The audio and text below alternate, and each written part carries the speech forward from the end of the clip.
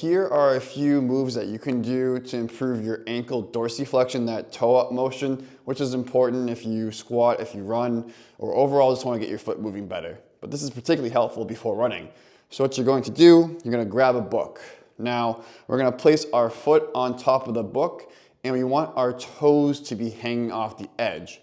Now, when we get our toes hanging off the edge, it allows pure motion to occur through the middle of your foot, and so your toes don't scrunch down and create that arch, because we're looking for foot flattening with ankle dorsiflexion. So let's get into it. So first thing we're gonna do, set ourselves up. My toes are hanging off the edge of the book.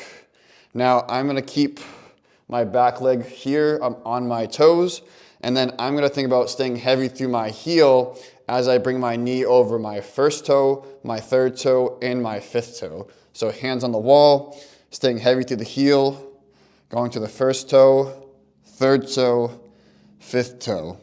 Now, you're gonna feel like you have your most range of motion when you go to your first toe, and then as you go further and further out, you're gonna feel like you lose some range of motion as you travel from your third to your fifth. But as you run and do sports, your ankle needs to move in this fashion. So this is gonna be step one.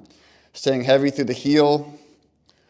As you bring your knee over your ankle, you're gonna go from the first toe, second, third toe, and fifth toe. So that's exercise number one. Exercise number two, we're gonna have our hands against the wall, and we're gonna swing this leg, our stance leg, back and forth. So I'm here, hands against the wall, toes hanging off the edge.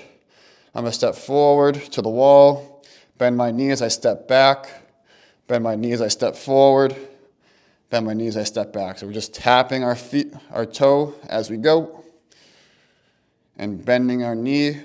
Notice how my shin is always in front of my ankle and my heel is down.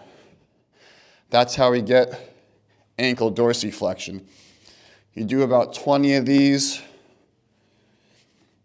You should feel a nice little nasty burn into the quad, maybe the glute, and we should see your foot flattening and your knee getting over your ankle. So that's exercise number two. Third, last but not least, we want to get our hips moving to move our heel bone. Super important. Heel bone determines a lot for how the foot moves. So what you're going to do, hands against the wall, same setup as always, toes hanging off the edge. From here, you're going to rotate out, you're going to rotate across. So you have a soft bend in this knee here, and it's rotating. Keeping the foot down, toes aren't helping at all. You'll notice I'm switching my hands. You don't have to do that. I just find it to be easier. That was a bad rep. Open the hip up, tap down if you want. Come across, tap down. Always maintaining 3 points of contact. Big toe knuckle, fifth toe, and heel with this particular exercise. And you'll do about 20 of those. That's it.